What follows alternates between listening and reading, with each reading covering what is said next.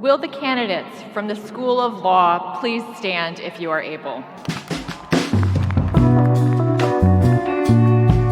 Welcome to a special episode of 5 to 4. Michael and I will be talking to Nick Wallace. He just graduated from Stanford Law, but you may know him as the guy who nearly had his diploma withheld because of a satirical email that he sent to a law school listserv. That email lampooned the Federalist Society's connections to the January 6th insurrection attempt, which are more than just ideological. John Eastman, the chair of the Federalist Society's Federalism and Separation of Powers practice group, was a hugely vocal proponent of overturning the election, and in fact, spoke at the rally right before the attack on the Capitol. Yet the Federalist Society refused to condemn him. So our buddy Nick sent around an email making fun of them a bit, and the Federalist Society kids at Stanford Law did not handle it well. We talked to Nick the day after he graduated from Stanford Law. Congrats, Nick. We asked about why he did it, what exactly happened, and what's next. I've got to take the bar this summer, and then I'm going to the Federal Energy Regulatory Commission. Very cool. All right. You just graduated from Stanford Law. Roll it back a few months. It's, I think, late January. You're a third-year law student. You create a satirical flyer for a fake event titled, "The Stanford Federalist Society Presents the Originalist Case for Inciting Insurrection." The date is set as January 6th. The bottom of the flyer says, "Riot information will be emailed the morning of the event." Senator Josh Hawley and Texas AG Ken Paxton are named as guests. And you sent this out on what I believe is some sort of listserv. Is that right? Yeah, I sent it out to a law student listserv called Law Talk, which is kind of the listserv for political commentary and that kind of thing. How many people on that listserv? I don't know. I think it's most of the student body, and then I believe some alumni are still on it, so it's at least a few hundred. So can you walk us through what, through your eyes, happens from there? Yeah, so I send out the email, I think it's a Monday morning, and right away start getting a lot of responses, get some just personal responses where people are saying, "Hey, that's pretty funny." And then there's kind of a long conversation in the reply all email thread with some people are chiming in saying, "Hey, this is in poor taste. Like, the insurrection isn't funny. Don't make a joke out of it." Other people chime in to say, you've missed the point of the satire here. It's actually not making light of the insurrection. So that was kind of the day I sent the email. There was a lot of back and forth. About a month later, I organized an event, an actual event, not a satirical event, on campus with Slate journalist Mark Joseph Stern to talk about the insurrection and the Federalist Society's connections to the insurrection. Mm-hmm. And that was, as far as I knew, that was the end of my Federalist Society story until about 3 weeks ago, the end of May, my last day of classes. I received a notice from the university telling me that I was under investigation for violating something called the fundamental standard, which I had never heard of before. I thought they were just saying the honor code. Well, it's self-explanatory. Yeah. I thought they were accusing me of violating the honor code. And I'm thinking, right, did I accidentally cheat on a test without realizing it? What happened here? Yeah. So as it turns out, some members of the Federalist Society, the president and a few other high-ranking officers, filed a complaint against me. And it started actually back in March, a few weeks after that Mark Joseph Stern event. They approached this office that handles honor code violations and that kind of thing. And there's some kind of back and forth. They approached this office. They said, if we file a complaint against this guy, what happens? So that was in late March. They sat on it for 2 months, the Federalist Society guys did. And then on May 22nd, which was right at the start of our last week of classes, they reached out to the office again and said, "We want to move forward with this complaint. We want you to investigate this guy for sending this email." They didn't tell them that it was a satirical email. What they said in their letter was this guy was impersonating the Federalist Society, and he defamed Josh Hawley and Ken Paxton and the Federalist Society, and he harmed all of our reputations. So they kind of dropped that in my lap. And then I filled my diaper. Yeah. I love that they're bringing in the defamation of public figures into this. Yeah. I feel like they should know that the standard's a little bit higher. You're going to require some actual malice in that case. You would think that, but Federal Society, they're not their brightest. I feel like they know a lot students. about defamation these days. I feel like most of conservatism these days is just claiming defamation when someone talks shit. Which maybe shows that they don't know a lot about a defamation. Fair enough. So this office, this is, from what I could gather from your public comments on this, the office that they're dealing with is like not Stanford Law itself. It's Stanford more broadly. Is that right? Yeah, it's a university-wide office. Stanford Law doesn't do their own investigations. The university takes control of all of it. So it's a university-wide office. The vast majority of what they do is plagiarism and cheating on tests and that kind of thing. And then they do a few of these fundamental standard violations, which is it's Stanford's be good people, do good things, don't be mean to each other, that kind of thing. Mm-hmm. Right. The way you told the story, I'm wondering, is your sense that they purposefully sat on this until the last week, maybe to, extract maximum stress from you, right? At a very high stress time, or do you think that's just a happenstance? Yeah, that's definitely how it feels. That's definitely how it looks, especially just the fact that they first reached out in March and then they sat on it for 2 months. It's hard to think of another explanation. Yeah. The only other thing I might think that they were doing is they just didn't want to have to actually participate in an investigation themselves. Usually the investigations take a few months and they didn't want to have to, sit through a hearing or whatever. So they thought if they dropped it on me on the last day then they could graduate and get out of there and I'd be stuck dealing with it. So eventually the investigation was dropped and your diploma was released, so you were able to graduate on time. But what are you hearing from Stanford now? What are they communicating to you? So I actually had a long call with Dean Martinez, the dean of the law school, a few days ago. And the law school is super upset about this. They know it's not a good look for clear First Amendment protected speech to lead to this kind of investigation. The faculty was furious about it. They put out a statement saying that they needed to see some changes. So there's a lot of action at the law school and a few different faculty and the dean are working on fixing some things with the university. The university itself has been a little bit more quiet. Actually, they haven't said anything to me directly. But the president of the university a few days ago in an address to the faculty senate kind of half apologized and said they mishandled it and said they're gonna fix some things. And then the office itself that investigated me and acted the whole time like it was a perfectly normal investigation and there's nothing weird about it. They haven't said anything. They put out a public statement when they ended the investigation that they said, we just handled our normal process here and everything went according to plan. And then we figured out that this was satire, so we withdrew the investigation. So I haven't heard anything from them. Uh-huh. And who runs that office? Is that run by Stanford faculty or is it just staffers that they hire? Yeah, it's staffers. A lot of them are actually attorneys. So the people who originally looked at this complaint and decided they should start an investigation and put a hold on my degree, they were actually attorneys. That's a sick job. That's a job I didn't know I wanted until right now. Just some whiny student is I'm mad at this guy, and you're like, I'll handle it. It'll just give us a few weeks to process. Yeah. So, how common are these types of shenanigans on the listserv? Is this a place where this sort of, there's a lot of jokes flying around? Yeah, I mean, usually there's a lot of kind of political back and forth, and usually it's not the jokey kind of back and forth. It's more hey, you suck, or hey, your idea sucks. So it's a little bit more straightforward. There is some. I think I've seen some kind of more comedic stuff on there before, but definitely this kind of just flat out satire. This might have been a first. Mm-hmm.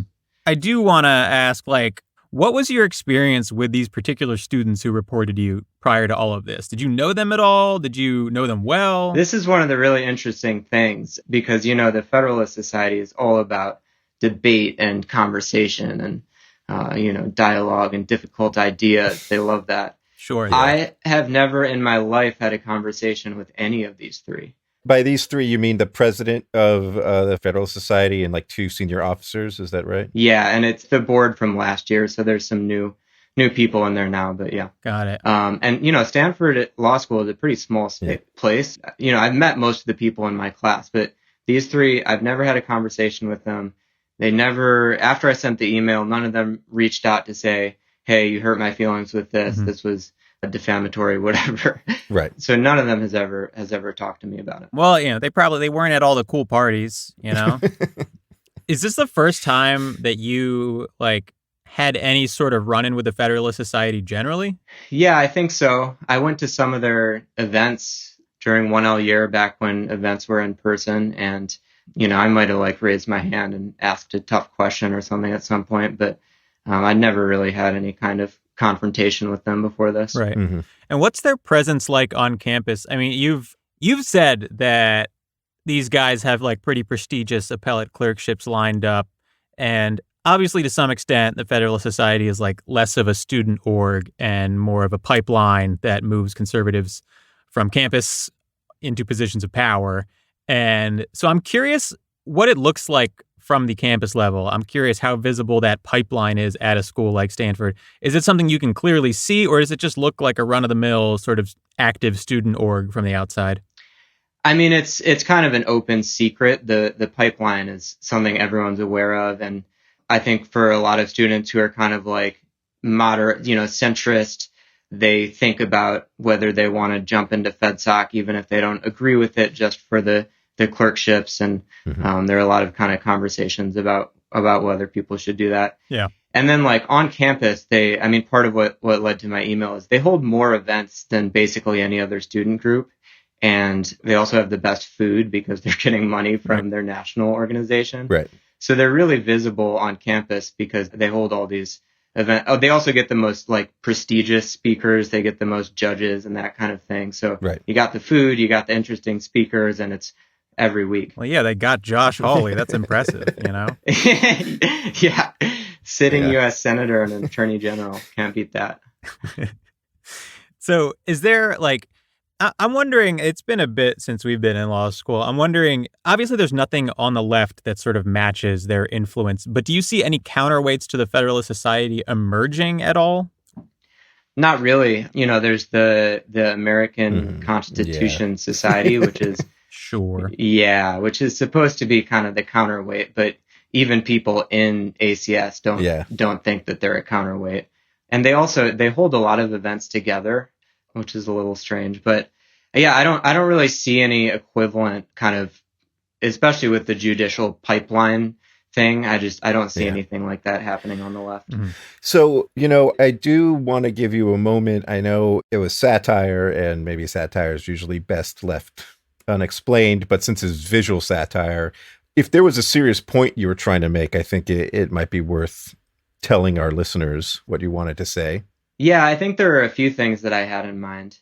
We'd had all of these conversations in the weeks between the insurrection and when I sent the email about the Federalist Society and what they were doing on our campus. I think a lot of folks were upset by the fact that they had all these connections to the insurrection and then they didn't disavow it or say anything about it afterwards. Right. So a lot of folks are thinking if an organization that clearly, at least its officers, supported violent insurrection can remain on our campus and keep having events, where do we draw the line? And there were calls for the Federalist Society to actually be removed from our campus, to be deplatformed. And then our dean came out with a pretty strong email saying, we don't deplatform people on this campus. That's censorship. We support free speech. We're not going to do something like that. So I felt like I wanted to make the point that an organization that has at least tacitly supported insurrection, that's a whole different thing than your kind of run-of-the-mill free speech where you're just debating interesting ideas or complicated ideas.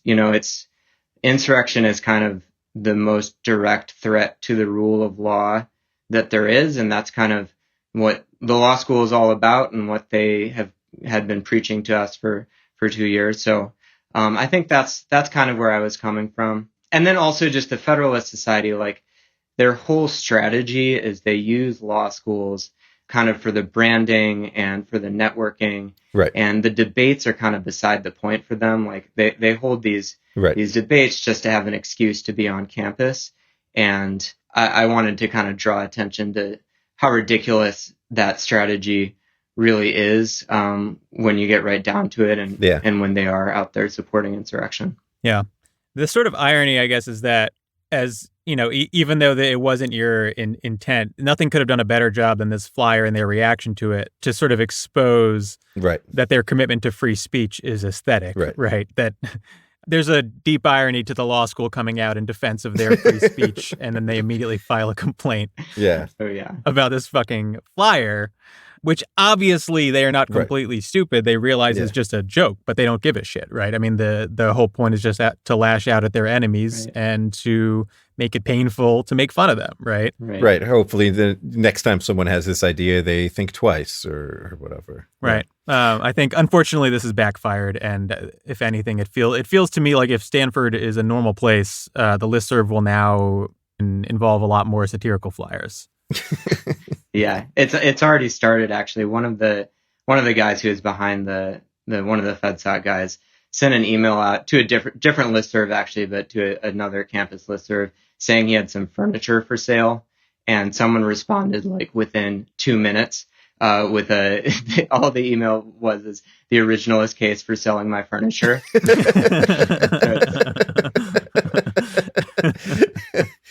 What I really appreciated about your flyer that I want to add is that I think there's a tendency in some circles to sort of view the insurrection as a bunch of, for lack of a better word, like hicks, right? Like either like, dumb QAnon types or like militias or whatever. But it really was like a full cross-section of the Republican Party, including religious conservatives, including the business side. And I think it's important.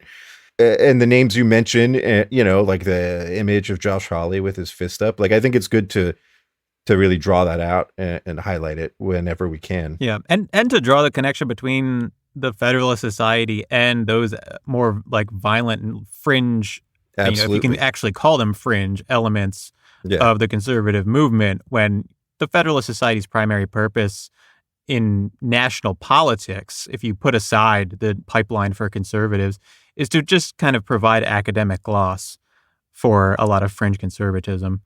Yeah, totally. I mean, when I sent the email, I was already kind of infuriated that there wasn't going to be, it looked like there wasn't going to be accountability for the like really powerful people and organizations who had pushed the insurrection. It was just going to be the dolts who had walked onto the Capitol and filmed themselves, pushing over statues and that kind of thing. And now we're 6 months on, and it's pretty obvious that none of the people who are really behind it are going to face any accountability. Right.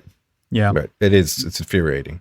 Another unfortunate part of this is if you were on the right, this would have gotten you a great job, this whole ordeal. If you just flipped all of the actors here, they tried to cancel you and you fought back and rallied public support and defeated them. And if you were on the right, this would make you would have been on Fox News. Right, a cause celeb. And instead you're on the sixth most popular legal podcast in America. Maybe fifth. I don't know where we are. Yeah.